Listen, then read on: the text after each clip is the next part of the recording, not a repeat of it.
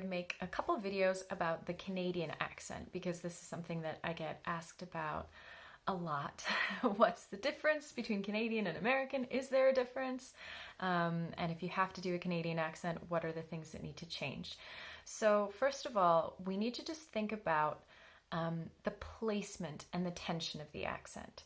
So for a Canadian accent, one of the things that most people notice immediately is that it's a little bit more closed.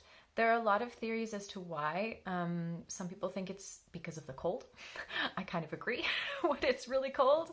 Our muscles close up and tense up, and our natural physical reaction is to not let so much cold into our mouth and our throat. So we sort of close off those spaces. So that's one theory. The other theory about this, which I also think is valid and probably true, is that it's a lot to do with the international influence on the Canadian accent, particularly in the western part of the country, the prairie provinces, and into BC. There was a huge wave of immigration that came across from countries like Poland and Ukraine, and there's a very heavy influence of different languages on the accent, especially when you get into Western Canada. And a lot of the languages that were prominent first languages of those speakers have a lot more tension in the back of the tongue. So as, generations passed and accents and language change, that tension remained. And so it kind of causes, if you sort of think about like talking with your mouth a little bit closed, it's a little bit exaggerated, but like it does sound kind of Canadian. Okay, it's like a very stereotypical version of the accent. But if you do that, you'll sort of start to feel a little bit of the difference. Upswing. Do you know what upswing is? Upswing is when we end a sentence kind of going up as if it was a question. And the most common feature of Canadian speech that's a little bit of a stereotype, but that people actually do, is the typical A. Sort of like asking for confirmation at the end of your sentence. Canadians do not say this at the end of every sentence, but you do hear it. In a lot of places now, instead of like A, it's turned into hey. Really cold out, hey. Sounds a little bit like cooler instead of being like, oh, pretty brisk, eh? Which is fine. They're both okay, and people definitely use them. Third thing I want to mention in this first video to do with placement is the idea of Canadian raising. Now, even though it's called Canadian raising, this does happen in some parts of the US, especially like the north, Minnesota, places that are closer to Canada. You get this a lot. We'll talk about ow in the next video because that's a very Canadian changing sound. But basically what Canadian raising is when we have these diphthongs before a voiceless consonant, so these are consonants like s, t, k, where we're just using our air to make the sound. There's no voice, there's no vibration in the consonant.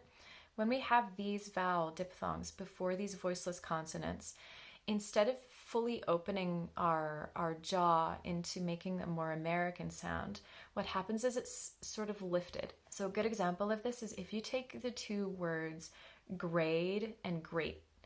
Can you hear if I'm doing a Canadian accent, they sound a little bit different. So grade before a voiced D is a little bit more open, whereas great is lifted, it's raised. That's why it's called Canadian raising.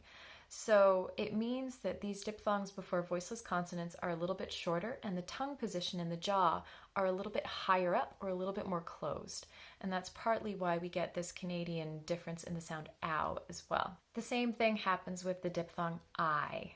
So you'll hear a difference in Canadian English as compared to American English between the words eyes and ice. So in the US, in most of the US, depending again, there are some parts of the US that have this Canadian raising thing as well. Those sounds in those words are the same. So you get eyes and ice. In Canada, what happens is before this, the voiceless sound, that I gets a little closed and a little fast, and it turns into ice. So we get eyes, ice. And it has a different sound to it. It's really subtle, but if you listen to Canadians speak, you'll hear this sort of difference. Be careful though, because a big mistake that people make when they're doing a Canadian accent is they apply this to all of the sounds.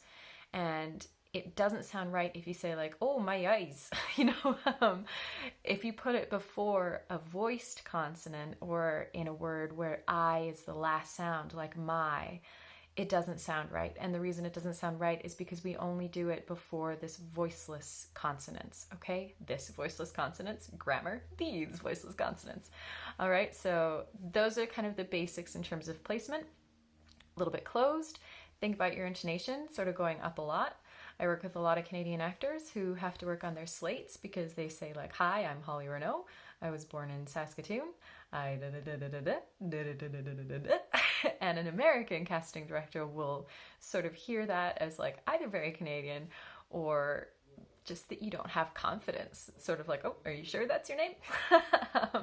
So watch out for that. And then Canadian raising in diphthongs before voiceless consonants, especially in A, I, and ow, which we're going to talk about in the next video.